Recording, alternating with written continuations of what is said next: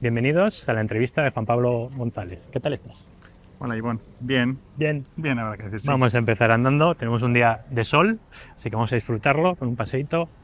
Y vamos a empezar por el principio. ¿De dónde eres? ¿Dónde has nacido? ¿Dónde es tu familia? ¿Por dónde te has movido esos primeros años de vida? Bien, nací en Donosti, pero he vivido en Lasarte casi toda mi juventud. Luego ya me fui para Donosti y ahora ya vivo en Astigarraga. Y bien, a gusto. ¿Y qué recuerdos tienes de Lasarte cuando eras pequeño? ¿Cómo era Lasarte entonces? ¿Cómo era ir al cole? ¿Cómo era para ti? Pues curiosamente me recuerda mucho esto al cole, porque yo pasaba por aquí todos los días. Al cole venía a Donosti. Ah, vale. Sí, sí. Y aunque vivía en Lasarte, pasábamos con el autobús todos los días por aquí. Sí. Y bien. Sí, hay mucha gente de Lasarte que estudia aquí, sí, es verdad. También Sí. como, o sea, suele ser más como una ciudad más dormitorio, pero el estudiar, no sé por qué razón, mucha gente que viene aquí. Y entonces ¿qué era? Tenías entonces amigos de gente de aquí de Donosti, algunos de Lasarte que también vendrían contigo. Entonces, ¿cómo era eso? ¿Cómo era para ti ir al cole? ¿Era algo que te apetecía? ¿Era algo que no iba contigo, querías evitarlo? ¿Para qué voy aquí? ¿Qué sentido tiene esto en mi vida? Bien, sí, siempre tuve dos cuadrillas, la de Lasarte y la de Donosti. Y yo nunca tuve la sensación de ¿para qué voy al colegio? ¿No? ¿Qué voy al colegio? Hasta un día con 15 o 16 años que realmente teníamos jornada partida y dije, pero ostras, ¿por qué tengo que ir al colegio hoy? Con lo bien que estaría durmiendo. Pero esa fue la única vez en mi vida, la verdad. Cuando descubriste que había las tardes libres, Sí. tenías tiempo y dices, joder, si tengo toda la tarde libre, ¿por qué no tengo la mañana también libre, no? ¿Qué está ocurriendo? Sí. O sea, que la adolescencia fue un poco cuando... Claro, casualidad, pues mira, mi cuadrilla de las artes sí que tenían libres a la tarde. Y ahí, pues claro, ahí se notaba la diferencia. Y en esa etapa de estudios, ¿cómo eras? ¿Se te daba bien? ¿Había asignaturas que vienen mal? ¿Dejabas todo por última hora? ¿Cómo era esa etapa para ti? ¿Qué Siempre recuerdo saqué tienes? bastante buenas notas. Vale. ¿Y en qué destacabas? ¿Hacia dónde Pues lo tus que habilidades mejor- innatas, hacia dónde iban? Lo que mejor se me daba era física, Mira, curiosamente. Pero al final, bueno, me metí en informática, que es matemáticas. Que bueno, no se me daba también como la física, pero bueno, te metes un poco también por inercia, ¿no? No sabes un poco de qué va a ir todo. Coges, te metes y sí, te gusta, pero de lo que te piensas que va a ser a lo que luego es. claro. También estamos hablando en esa época, sería cuando la informática empezaba a tener mucha importancia, ¿no? Como era un Sí. momento de todo, la informática, todo era, o sea, un momento de mucho cambio, con lo cual era como estaba como de moda la informática o estudiar Estaba informática. muy de moda. Estudia informática que vas a ganar dinero. Era la palabra, la frase, ¿no? Ahí eso tiene mucho futuro. Mucho futuro. Tiene mucho futuro. ¿Y sí. cómo era la propia universidad? ¿Cumplió expectativas? ¿No cumplió expectativas? Pues la realidad es que cuando entras en la Universidad de Informática te das cuenta de que es un spin-off de matemáticas. Claro. De las 64 asignaturas, 32 eran de matemáticas. O sea, que sois matemáticos frustrados. Yo creo que un poquillo... Bueno, a ver, se nota mucho la matemática. O sea, la matemática es muy importante en la informática. Lo que pasa es que siempre vas pensando en programar, diseñar y cosas así. Y la realidad es muy tozuda. Claro. Sí. Sí, sí. Porque mucha gente yo creo que asocia la informática al propio aparato, ¿no? Al ordenador, Claro, al hardware, pero realmente como profesional, ser informático, para mí, mi forma de verlo es como que te ayuda a cómo organizas las ideas, a cómo pensar, a cómo crear de una manera que puedas comunicarlo a una máquina para que luego lo haga él, ¿no? O sea, es decir, te obliga a estructurar qué quieres hacer, ¿no? ¿O cómo ves eso? Porque la gente que no hace programación, nunca ha programado, yo creo que no entiende la manera en la que tienes que estructurar las ideas para que luego un programa realmente sea capaz de ejecutarlo, tenga una lógica y las cosas salgan como tú querías. Sí, bueno, ahí habría que diferenciar un poco. Yo creo que lo que el cliente piensa, lo que tú piensas, lo que los programadores piensan y lo que los de sistemas piensan. Y yo creo que el truco es intentar juntarlo todo y que funcione. Pero hay cosas para las que no te preparan en la facultad, que es entender al cliente sobre todo, Claro. y ser capaz de valorar esas horquillas que te va a dejar ahí de requisitos y de necesidades. Y sí que es importante ser capaz de estructurar el objetivo del proyecto, ¿no? Ujú. Pero... y transmitirlo, claro. Si no eres capaz de transmitirlo, no... Sí. Al final va a salir pues algo mal. Va a salir mal seguro. Sí, es interesante porque tú estás enfocando ya en la venta del servicio, que es decir, estás ya en el cliente, que obviamente has emprendido en este mundo y obviamente has tenido que luchar con eso, pero quizás el informático que inicia, que empieza, que igual no se está pensando que va a haber un cliente final, simplemente va a trabajar una estructura, Ya. está a otras cosas, ¿no? Prioriza otras cosas, se olvida un poco del mercado porque no lo cree importante, ¿no? O piensa que si el programa es bueno, me lo van a quitar de las manos y ya está, ¿no? Es como simplifican, viven en una nube, pero bueno, que creo que ocurre en todos los sectores, no solo en la informática. Sí, lo primero que no piensas, ¿no?, es que el cliente no tiene ni idea de informática y tú vas pensando siempre que el cliente sabe informática, porque te está pidiendo un producto de informática, Claro, te está pidiendo un software. Vale, pues el 95% de las veces no tiene ni idea. claro, Y claro, tienes que lidiar primero con traducir eso. Y ahí está el problema, en que tú usas palabras técnicas que el cliente no va a entender, ujú, que acotan todo lo que hay que hacer. Y lo pones por escrito, lo pones especificado, pero al final, en proyectos pequeños, medianos, eso da igual. claro. Da igual que esté por escrito. Claro, porque además seguramente incluso la propia petición está utilizando una palabra que cree que es su solución, ¿no? Se agarra a una palabra que Sí. esta es la solución, esta palabra técnica, quiero esto, y luego igual con el tiempo descubres que no sabe lo que estaba diciendo, lo que está pidiendo ni siquiera es aplicable a su caso, pero como que se ha emperrado, ¿no? Escuchaba algo que es Sí. una magia, esta persona hace magia, es un mago, hace magia, esta es la poción que yo necesito, es lo que he escuchado, dame esta poción porque yo quiero esa magia, ¿no? Entonces hay mucho trabajo de, a ver, ¿para qué quieres esto? ¿Qué Sí. quieres hacer con esto? ¿Dónde quieres llegar? ¿Por qué me estás diciendo esta palabra que así a Sí. primeras no encaja con tu perfil, por tu tamaño, por lo que sea técnicamente? Y hay Sí. como un trabajo de traducir, como te decías, de ¿dónde estamos? Hay muchas cosas que se dan por supuesto cuando pides un proyecto, por ejemplo, en una tienda das por supuesto que el cliente da por supuesto que va a tener, evidentemente, carrito, pero que va a tener lista de deseos, que va a tener, qué sé, carros olvidados, que va a hacer SEO, que va a hacer un montón de cosas y cada funcionalidad tiene un coste. Claro, Hay que desglosarlo claro, y no todo está incluido. claro. No todo está incluido. Sí, porque ellos igual tienen la experiencia como usuario, ¿no? De grandes empresas, grandes plataformas que integran de manera prácticamente mágica un montón de formas de hacer que acabes comprando, que no te olvides que tienes ese carro ahí olvidado, y entonces creen que, ¿no?, con esa palabra tienda online, Claro. eso ya hace magia y te trae todo, hasta la newsletter, el no sé qué.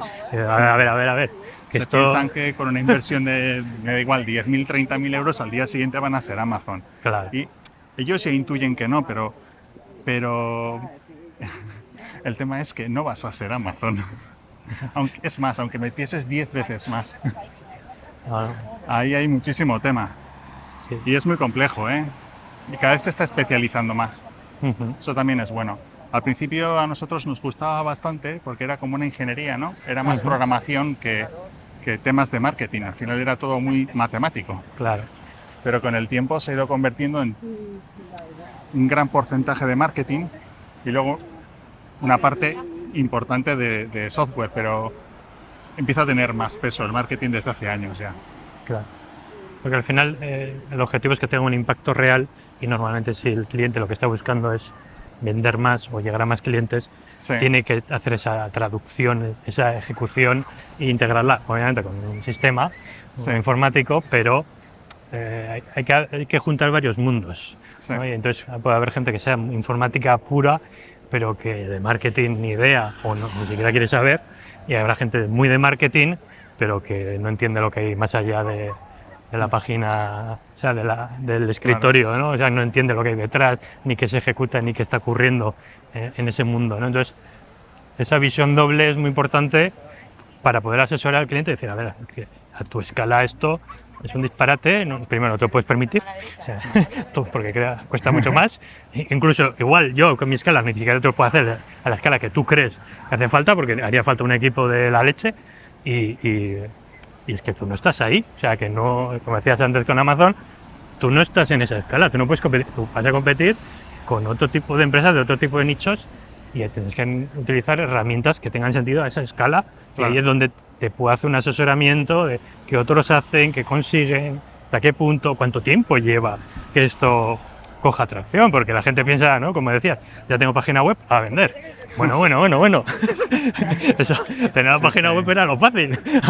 Ahora que la gente la visite. Bueno, en las tiendas online, yo siempre a la gente lo primero que le explico es, tú tienes una tienda online, pero tú imagínate que tienes una tienda y primero imagínate que la puedes tener en 2 sitios, en el centro de la ciudad o en la punta del monte. Claro. La gente que va a ir no es igual. Y luego una parte muy importante es que tiene que haber alguien atendiendo. Claro. O sea, lo del que tenga tienda que la tienda no solamente es para la tienda física. Claro. Sí, porque la gente dice, ah, qué guay, tienda online, ya no tengo que estar, 24/7, me compran de todo el mundo. Y dice, ya, pero eso significa que tu competencia es todo el mundo, que si es tan fácil, mucha más gente lo va a poner en marcha, porque poner una tienda en el centro de una ciudad, pues hace que la inversión ya haga un filtro automático. En cambio, si creemos que es más barato tener una tienda online, puede serlo en ciertos casos, pero mucha menos gente va a tener ese filtro, por lo cual mucha más gente va a crear tiendas que van a competir contigo. Sí. Y entonces la estrategia es muy diferente. Y puede haber gente que está acostumbrada a vender en presencial y no es consciente de todo el cambio que hace falta para vender online, o al revés. Es decir, gente que esté en online y dice, ahora abre una tienda, ¿no? Hace poco hablaban de Amazon, que acaba de cerrar todos sus supermercados inteligentes, porque es muy bueno Amazon en online, o sea, es el rey, pero pensaba que iba a conseguir el traslado a físico y después de años de inversión y de todo tipo de innovaciones, ha dicho, hasta aquí, lo cierro. Es decir, que pasa en ambos sentidos. Sí, al final Amazon abre 1000 mercados y muchas veces lo consiguen. Claro. Pero muchas veces fallan, como todos.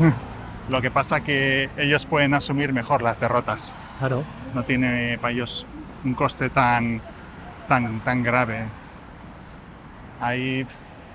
Y bueno, y son capaces sobre todo de adaptarse muchísimo mejor a todos los cambios porque tienen un equipo especializado y muy fuerte. Claro. Es decir, aquí a una tienda normal o a una empresa normal, estamos hablando de Internet, es que Internet tiene activamente 25 años, 20 años. En 20 años la de cosas que han pasado. Y que han desaparecido. Empezamos con las páginas activas, carrito de la compra, pero es que de ahí nos pasamos al SEO, de ahí nos pasamos a las redes sociales, que eso fue, vamos, totalmente disruptor. De ahí te pasas ahora a la inteligencia artificial y una empresa por mucho que se esfuerce, si es pequeña o mediana, no tiene la capacidad de Amazon para adaptarse y adelantarse. Claro. O crearlo. No, y a ver, y que estamos hablando de ejemplos, es una empresa que desde su inicio tenía un objetivo súper ambicioso y ha ido a pérdidas durante un tiempo increíble, o sea, décadas a pérdidas y la gente sigue invirtiendo ahí.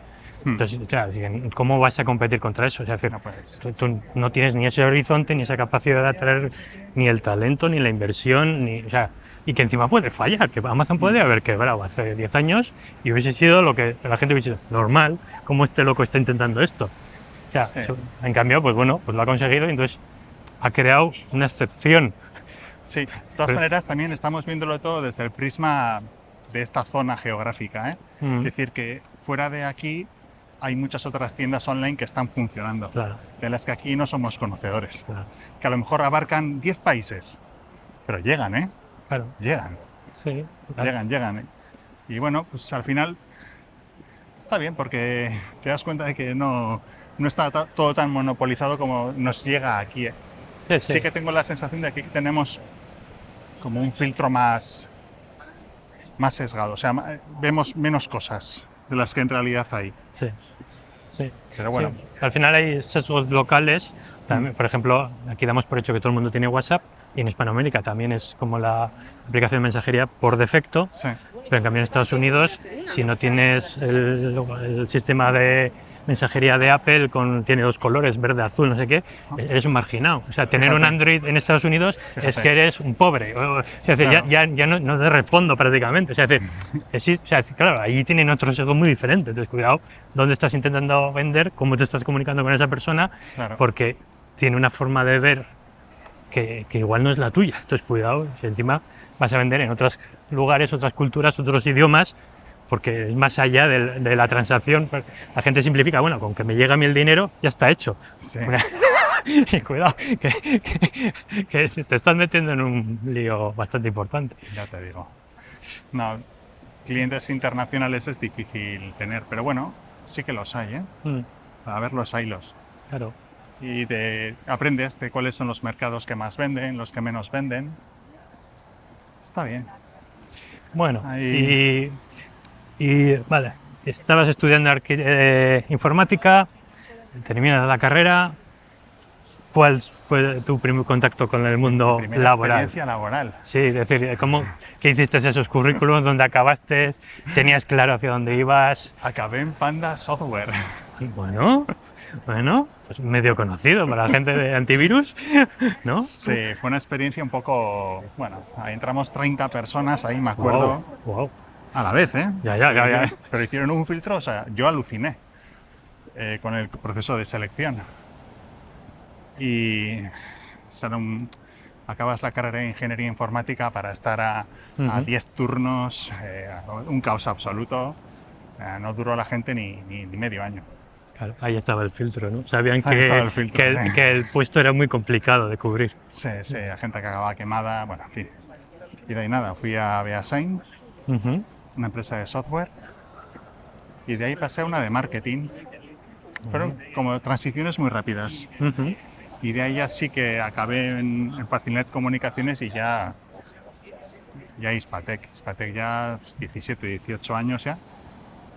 17 a 18. No está mal. Bien. Y Hispatec se creó porque la empresa original tuvo un problema, cerró. Tuvo problemas. ¿Y qué os hizo lanzaros? Iba a decir, porque mucha gente, pues la empresa en la que estoy tiene problemas, cierra, me despide, no acaba como puede. Pero mucha gente obviamente pues se pone a buscar otras empresas. ¿Qué os hizo? No, esto yo puedo, esto ya vale de buscar. ¿De dónde nació esa energía? ¿Qué os hizo verlo viable siquiera? Sí, a ver, bueno, yo acabé muy quemado con Facilnet y yo no entré en la primera remesa, digamos, de Hispatec. Eso es un detalle importante. Vale. Pero sí que les indiqué los pasos a seguir. Dije, oye, hablar con esta persona y volvemos a hablar dentro de un tiempo. O sea, que tú sembraste la idea, pero ejecutarla vosotros. Bueno, no exactamente, pero sí. Cuando la hayas montado, vuelvo. Bueno, no fue exactamente así. Luego tuvo su cosa el hacerlo así. Claro. Y bueno, es una empresa que tenía unos hábitos malos. Claro. Y por eso se fue al garete. Está claro. Y darle la vuelta fue muy duro y por el camino pues la gente también pues cayó. Quiero decir que no... Aguantar Hispatec no fue un tema fácil, ni mucho menos. Claro. O sea, obviamente tienes unas ventajas de que hay puedes tener una cartera, unos servicios de mantenimiento. Hay una cartera que está mal acostumbrada. Claro, ¿en qué hábitos? Esa es la letra pequeña. Pero es que ahí está, te llevas lo bueno de que tienes clientes, pero te llevas lo malo que son los clientes que han hundido la empresa. Claro, o sea, ahí tienes la solución y el problema juntos. Entonces, claro, como lo dejes tal cual, ya sabes cuál es tu futuro. Cuando te das cuenta dices, oh my God, ¿dónde me he metido? ¿Y qué hubo que enseñar a esos clientes o cómo filtrasteis los que realmente tenían potencial?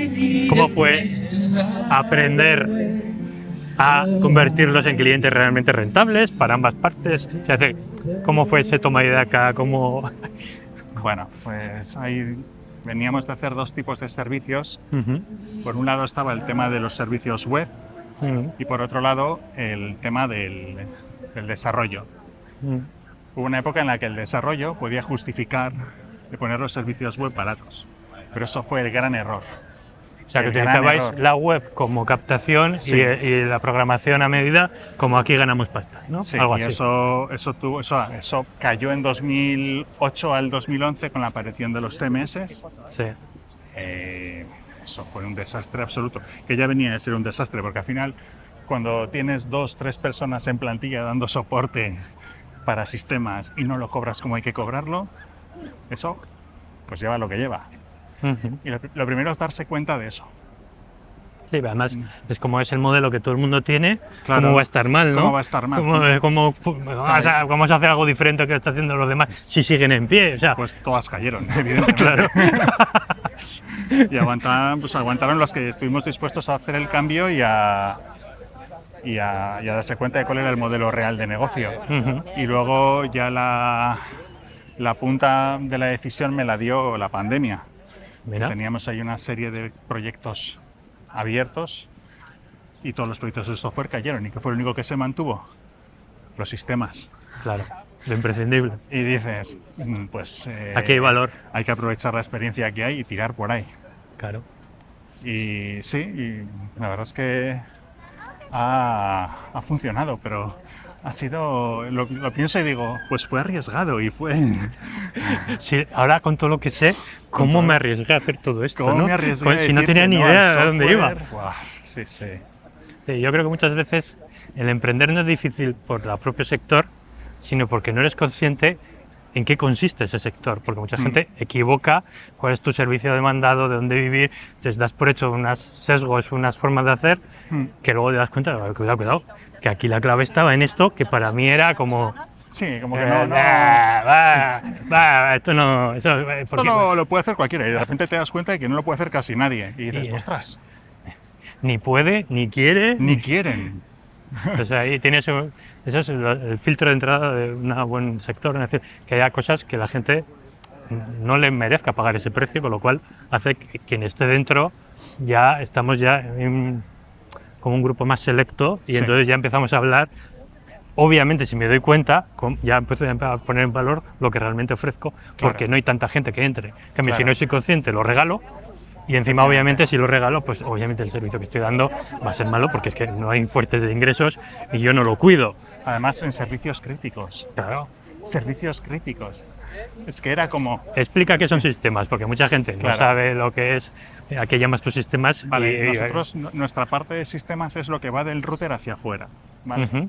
Yo no me meto en la parte de IT. No tengo estructura ahora para eso. Y para nosotros un sistema puede ser, por ejemplo, el servicio de correo, puede ser el servicio de alojamiento, puede ser pues configurar bien el dominio, la ciberseguridad de esos servicios. Básicamente por ahí van los tiros, vaya. O sea, todo lo que ocurre en servidores que nunca están normalmente en cliente. Eso o sea, es, almacenamiento de datos en la nube con Nextcloud o...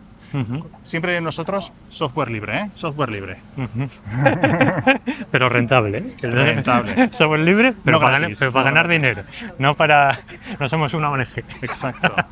Software libre es que el código es accesible y que tienes permiso de uso. Bueno, o puede ser también licenciado, pero a ver, es complejo. No voy a ponerme a explicar lo que es el software libre. Sí, pero al final mucha gente no... Software libre está mucho más cerca de lo que ellos creen. Obviamente luego hay muchos asteriscos y formas, pero por ejemplo, para poner un ejemplo que mucha gente va a entender, los Android no existirían si no hubiese una fase de software libre donde se apoya. Bueno. Luego otra cosa es cómo lo hacen y cómo intentan ganar dinero, que ahí puede haber, pero no existe, o sea, todo lo que está en las páginas web están en servidores, la mayoría Linux, que se bajan en software libre. Es decir, mucha de nuestra estructura está basada en el software libre que no es visible, pero es la que sostiene luego, vale, si tú compras una marca de no sé qué, pero probablemente esté apoyada en varias herramientas de software libre que hacen que... Sí, sobre todo Linux, vaya, es la base de todo, vaya. De hecho, hasta donde yo sé, Windows también usa Linux, quiero decir que... Pero al final lo que hagan Windows con su caja negra tampoco me importa especialmente, pero, pero sí. Bueno, Estamos ahora en un momento de que la gente no para hablar de IA.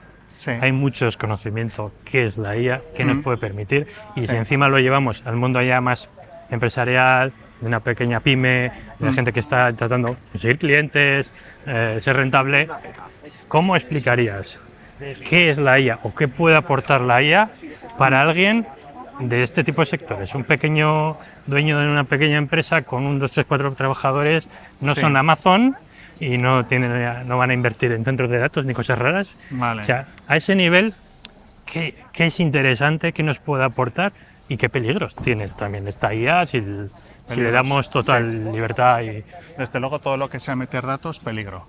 claro, Pero la gente lo hace. Es lo que hay. porque no se dan cuenta, No se que, dan cuenta el valor porque que te tienen esos atrapa. datos. Te atrapa y de repente estás metiendo tus facturas, estás metiendo tus datos médicos, que también siempre dices, no, pues si son mis datos médicos y yo con ellos hago lo que quiero, ya, pero bueno, no estás haciendo lo que quieres, estás haciendo lo que puedes.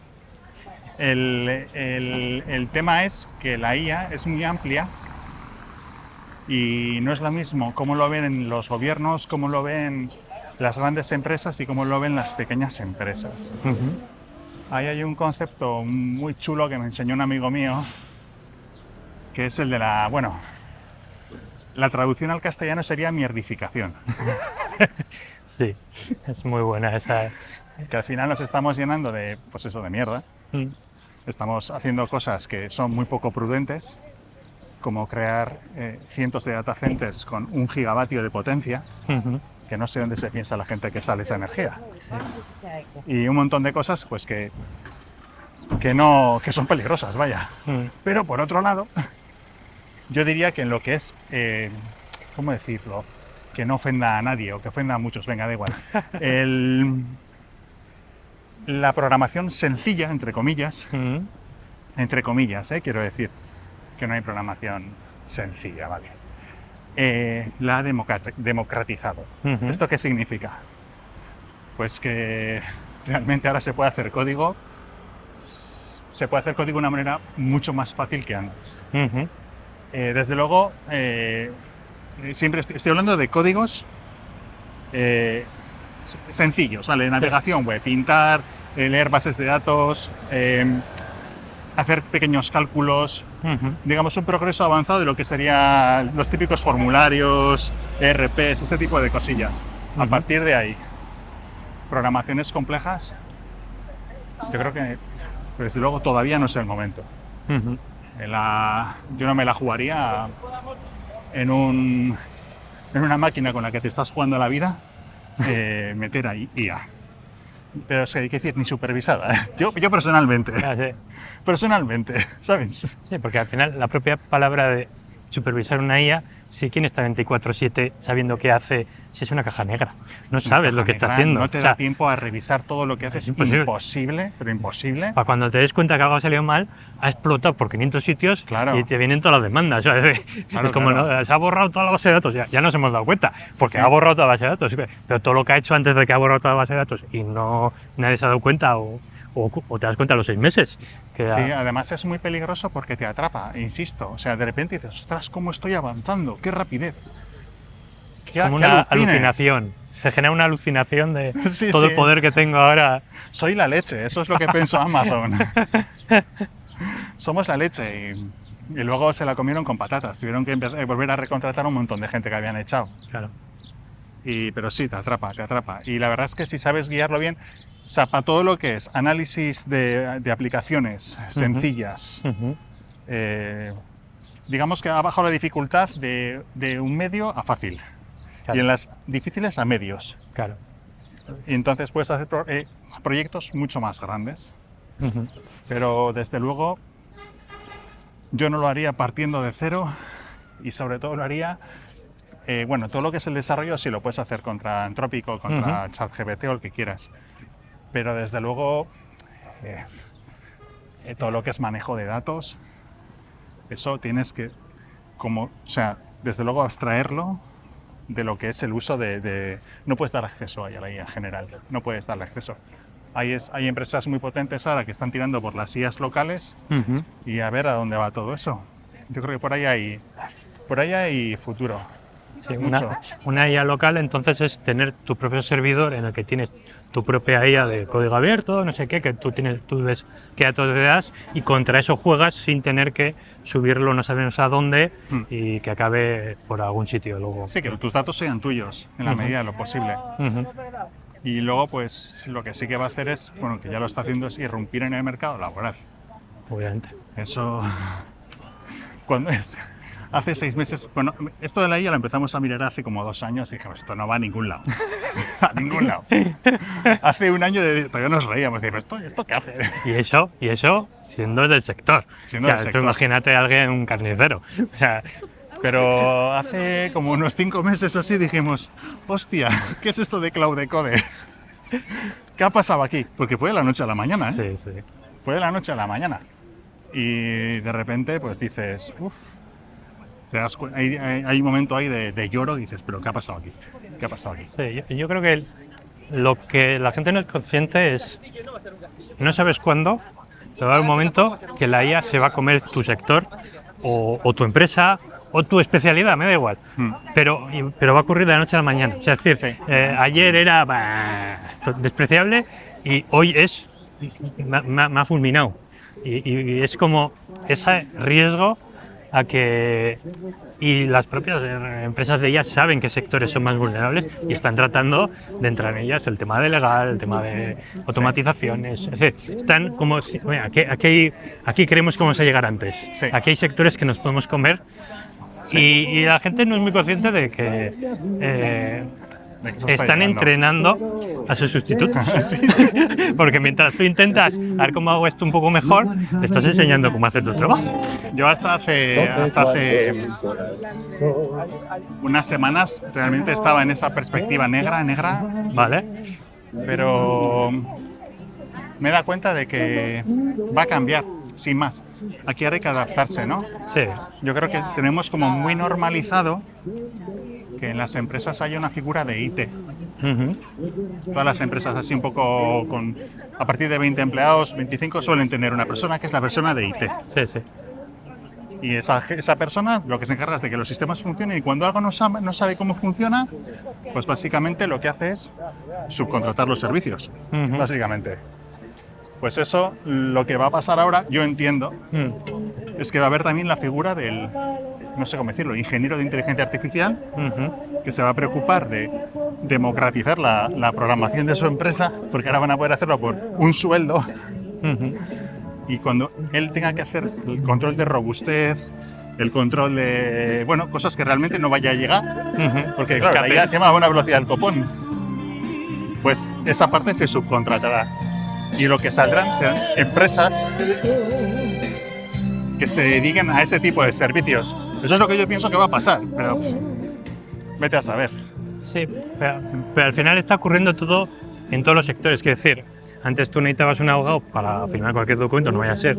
Ahora no significa que no vas a contratar al abogado, pero primero se lo vas a pasar a no sé cuántas sillas, te darán unas opciones que serán mediocres, pero es más de lo que tú sabías, con lo cual por lo menos te sitúan, y luego ya vas con la pregunta más concreta o en el momento ya de firmar, ahora ya el abogado. Es decir, todos los profesionales van a ser consultados más tarde y con una versión de propuesta más avanzada o situada de lo que realmente puede ser viable para este cliente y la parte final donde ya está la responsabilidad y no quiero tenerla yo, porque la IA no va a tener responsabilidad nunca, esa es la clave, y quiero delegar la responsabilidad en un proveedor, pero va a ser como, quiero esto de esta manera, no sé qué, y que estas 4 notas que no sé muy bien lo que son, pero la IA me ha dicho que hacen falta, y hazme esta parte porque cuando no funcione te voy a llamar a ti. Sí, va a haber una parte en la que vas a cambiar la fe en tu consultor por la fe en tu IA. Claro, es una nueva religión. Pero no hay que olvidarse de que la IA todavía alucina bastante. Alucina, se olvida. Y que cuando te comes una alucinación, te la comes con patatas. Claro. Pero con patatas es que tiene consecuencias. Entonces, para mí, la gran diferencia es que vas a ir a tu consultor, vas a hacerle la misma pregunta, pero ahora vas a tener más información. Es como, no vas a dejar de ir al médico, vas a ir al médico. Está claro. Sí, pero cuando te diga algo, pues a lo mejor lo contrastas. Sí, el ejemplo médico es muy bueno porque además me ocurre muchas veces. Tú vas a un especialista de no sé qué de la cadera. Claro. Y claro, pero ¿qué pasa? Que ese especialista todos los días le pasan 20 clientes de cadera, está hasta los huevos de explicar cuál es el problema típico de la cadera. Entonces tú eres uno más, te dice, mira, toma esto, no sé qué, no te explica nada, no te da pie a que le preguntes nada porque parece tan obvio que cuál es el problema, el origen, no sé qué, porque se pasa la vida hablando de eso. Pero tú no tienes ni idea. Entonces, bueno, claro, y porque no es profesor de medicina. Claro. Es médico. Bien. Y es un poco el problema que puede tener, es el mismo que yo te decía antes.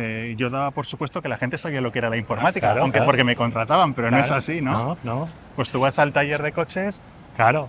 pero no tienes ni idea de coches. Te hemos cambiado la cuenta culata y Pero muy ahora, bien, ¿y eso qué es? Pero ahora a lo mejor si te cambian el radiador porque tienes mal el aire acondicionado, pues vas a mirar en internet por qué pasa eso. Claro.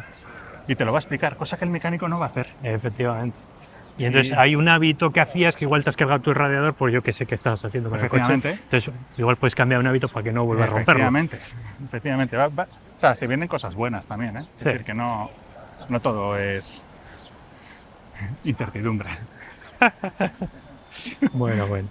Sí, pero bueno, sí, la IA va a democratizar muchísimo. Va a permitir a las empresas digitalizarse mucho más rápido y a un coste mucho menor.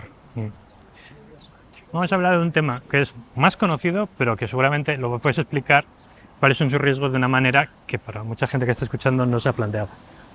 ¿Qué es el correo electrónico? ¿Qué peligros tiene el correo electrónico? ¿Por qué nos regalan cuentas de correo electrónico con gigas y cosas? Nadie regala nada. Bueno, pero la percepción puede ser así. O sea, ¿a qué están jugando? ¿En qué os diferenciáis? ¿Por qué tenéis un nicho? Porque si no hubiese nicho no habría mercado. Es decir, ¿qué está ocurriendo que mucha gente no habla de algo tan conocido, habitual, que todo el mundo recibe notificaciones de que haya un nuevo mail, pero que igual no conocemos las tripas y los riesgos de ese uso, ¿no? Sí. Vale, bueno, el protocolo de correo es un protocolo de los años 60 o 70, ¿vale? Inicialmente no se planteó como un sistema que tuviera que estar, digamos, securizado. La gente tenía fe en que, bueno, eran científicos los que lo usaban, o el ejército. Entonces no tenían esa... va a haber gente mala por medio, haciendo cosas malas. Era como enviar una postal. Vale. No era como enviar una carta certificada. Entonces tú enviabas tu postal y, joder, podías ver el contenido, de dónde venía, a dónde iba. El cartero, el que estaba por el medio, cogías, escribía 4 cosas y te lo comías, ¿no? Claro. Pues eso es lo mismo que ha pasado con el email. Vale. De ahí hemos pasado a una carta pues que va cerrada, que hay una persona que decide qué es lo que hace, si tú pasas o no pasas, hay otro actor que decide poner un precinto a esa carta, hay otro actor que dice qué pasa si no tiene precinto y no viene donde yo quiero. Y también hay pues túneles blindados por los que puede pasar esa carta. Eso es lo que se llaman los protocolos de seguridad básicos de entrada, ¿no? Y así te aseguras de que el correo no te lo puedan usurpar. Vale. Por lo menos tu identidad. Si te llegan a robar los usuarios y contraseñas, que también te puede pasar, pues bueno, pues al final hay muchos métodos para evitar tener un control de eso. O sea, para tener un control, no para evitar tener el control, para tener el control. Por ejemplo, pues está el doble factor de autenticación, que también es hackeable. Claro, todo. Pero tú vas poniendo cerraduras. Sí, vas complicando para que hackeen a otro y no a mí, ¿no? Pues pones acceso por IP. Eso ya es muy difícil de romper. Y luego siempre tienes sistemas de alertas. Es decir, quién está conectado a mi servidor de correo, a mi cuenta. Hay alguien que se ha activado ahora. Esos controles hay, ¿no?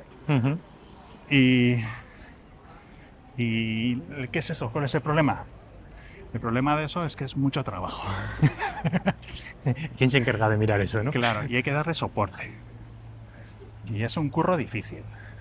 Y que está en plena evolución. Quiere decir que es como el juego de los virus y los antivirus. En cuanto sacas un antivirus mejor, te sacan un virus mejor y estás todo el rato para adelante y para atrás. Sí, ¿no? tal cual. Hay una guerra. Entonces la gente lo que ha hecho es muchísimo... La gente hace lo que sus técnicos les dicen, los técnicos de confianza. Y lo que nos hemos encontrado es con mucho técnico de confianza que por no comerse ese trabajo lo que ha hecho es pues sacar el correo a Microsoft y a Google. Y dices, bueno, pues adiós a nuestra privacidad, ¿no? Y... porque ellos dicen que no van a tocar nada, pero no se lo creen ni ellos, vamos. O sea, no se lo creen ni ellos. Y pues esa es un poco la batalla, ¿no? El que quiere una soberanía del dato completa y el que no la quiere. Y claro, nosotros lo tenemos mucho más difícil que Microsoft o Google porque no tenemos ni su estructura de personas, ni su potencia económica, ni nada. Ni su marca, Ni su marca. O sea, eso está omnipresente, todo el mundo sabe. Y son sistemas muy seguros y que juegan con ventaja. Siempre juegan con ventaja. Entre ellos no se destruyen, Claro. no se hacen pupa entre ellos. Sí, al final, el correo, o sea, tú usas tu correo electrónico como clave en todo en tu vida. Sí, a sí. día de hoy, en la parte digital estoy hablando, ¿eh? Sí, porque al final es tu usuario en todas partes. Tienes el Hoy en control día del ya no correo. hay usuarios, Claro. tu correo es tu usuario. Eso es, tú tienes tu correo, tienes el correo de esa persona, tienes todo. Entonces ahí lo que tienes que valorar es quién quiero que gestione eso, quién quiero que lo gestione. Y bueno, Y el riesgo específico para empresarios, ¿qué has visto que ha ocurrido? ¿Te ha pasado con clientes? ¿Has tenido que solucionar? ¿Qué cosas reales están ocurriendo? Y que obviamente mucha gente no las ve como algo que le dé miedo porque no le ha ocurrido a él, pero eso no significa que mañana te ocurra o que le haya pasado a tu vecino. sí, bueno, están las usurpaciones de identidad para escalar y a partir de ahí sacarte el acceso a contraseña y usuario y hacer el famoso ataque de man in the middle, ¿no? Que el man in the middle siempre la gente lo asocia a que te coge una factura y te cambie el número de cuenta, pero el man in the middle va mucho más allá. No solamente te pueden usurpar una factura, o sea, te pueden cambiar claves de acceso, controles de acceso, incluso hacer, o sea, sin más, es acceder y tener toda tu información. Y sí, pues a nosotros nos llegan clientes a los que les han hecho man in the middle y bueno, hacemos un poco la revisión de cómo les han hecho el ataque y se les explica cómo se puede defender de eso y ya está. Pero también te digo, pues tengo clientes a los que no paro de decirles que hay que defenderse y les entra por un oído y les sale por el otro. Es la leche. Al final es como, ¿cuál es la percepción real de que a mí me va? O sea, muchas veces es, pero si yo soy una empresa pequeña, ¿por qué me van a atacar a mí? Claro, Ya, sí. es como, creen que es una persona que va a sacar su tiempo a atacarles a ellos y no se dan cuenta que no. Son miles de bots que están atacando a todo lo que se mueve y alguno entra y ya te la ha jugado, ¿no? O sea, es decir, que no es una inversión de un hacker con su tiempo especializado contra ti. No, son grupos, grupos, grupos no sé cómo, de delincuentes. O sea, los ataques iniciales van con bot. Pero una vez que han entrado, es ataque dirigido, ¿eh? O sea, ataque dirigido que da miedo. Claro. Sí, porque al final no es como en el mundo empresarial, tienes un lead cualificado, tienes un prospecto, un potencial cliente, ya me ha saltado un bot que me dice que aquí tengo camino y ahora pongo al especialista a ver hasta dónde entra y a ver qué botín hay aquí, ¿no? ¿Qué valor tiene esto? ¿Cómo le puedo conseguir? Vaya, y te sorprendes con los botines, porque hay gente a la que le sacan 3.000 euros y otros a los que le sacan 100.000. Y a veces le hacen más daño al de 3.000 que al de 100.000, ¿eh? Claro, sí. Que cuidado con eso.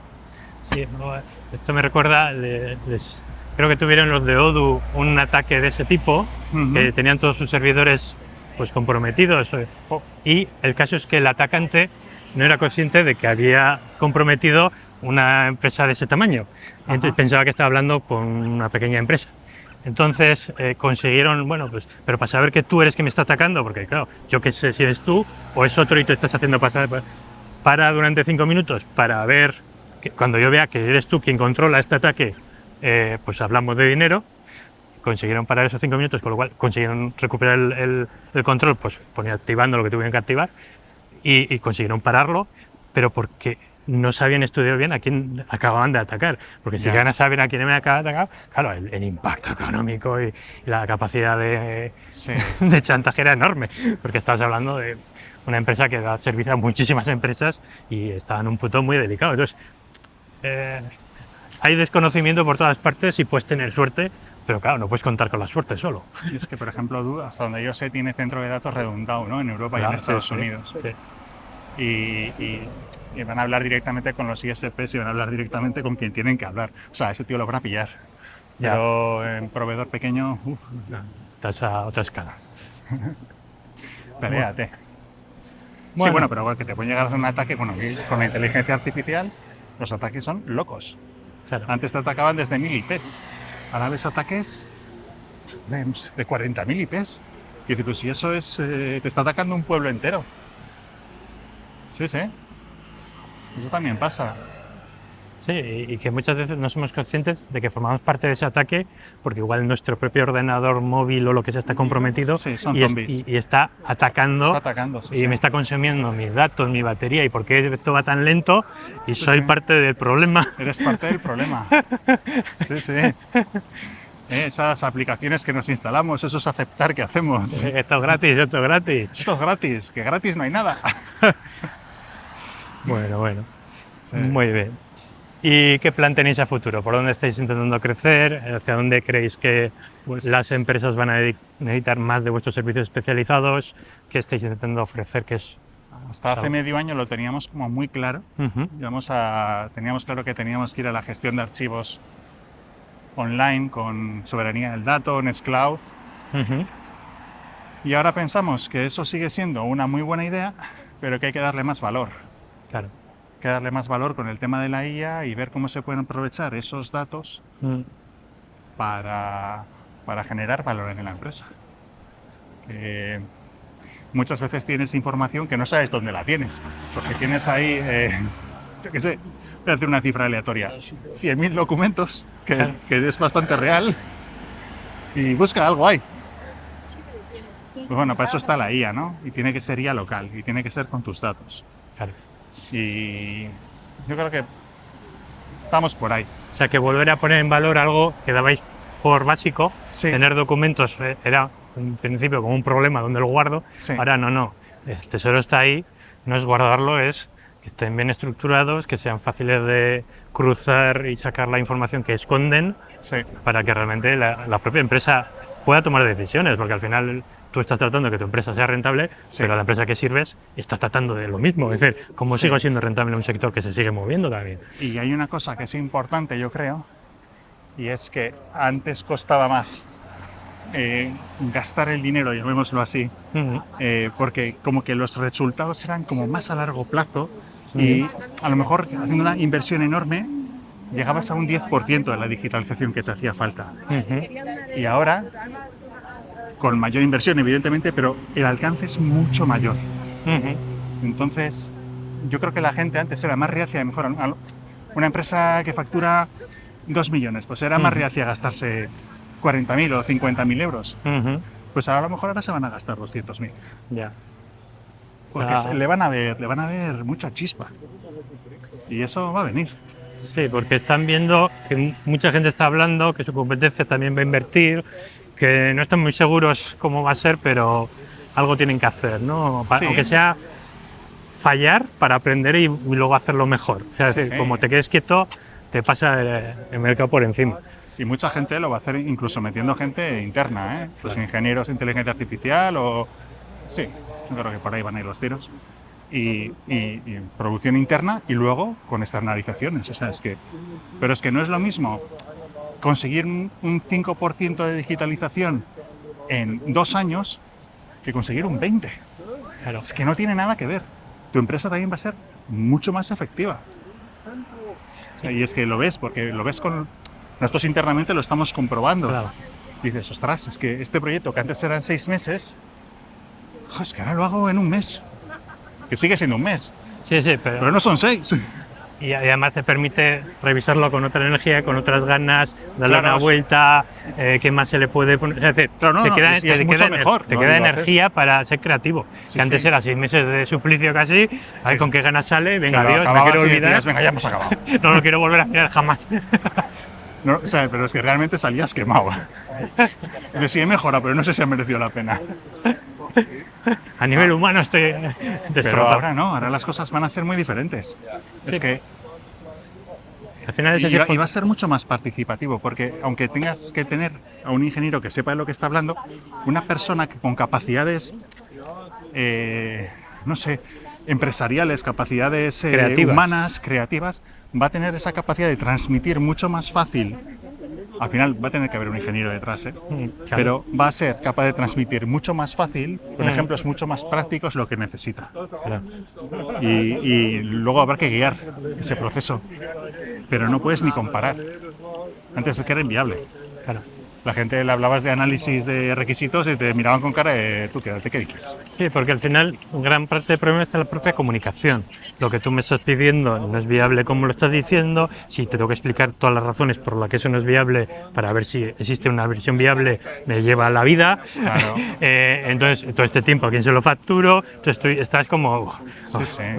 En cambio, bueno, pues si el cliente es capaz, con cierto proceso apoyado en IA, de ver un avance y entonces ya hablamos de algo más concreto, más razonable y ahora ya me encargo yo de hacerlo realmente ejecutable Claro. y encargarme del mantenimiento a largo plazo para que esto no se explote, pues entonces ya estamos hablando de otra cosa. Entonces es como que ahorramos mucha cháchara de gente que, Sí, además, que no sabe lo que dice. Y de dos mundos que no se enteran entre ellos. Claro, claro.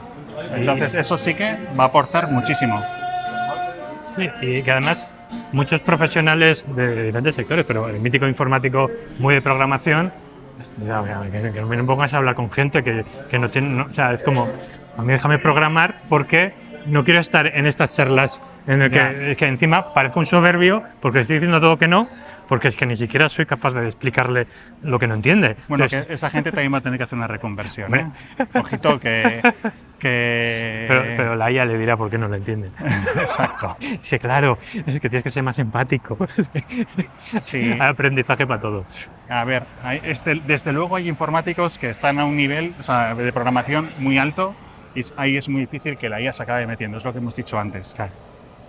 Pero estos programadores, digamos, más de aplicaciones de día a día, van a tener también que asimilar, no solamente que el que te mande las instrucciones y te las mande encima bastante bien no tenga ni idea de informática, sino que cosas que todavía no se hacen tranquilo que se van a poder hacer. Entonces la palabra todavía ahora está muy de moda.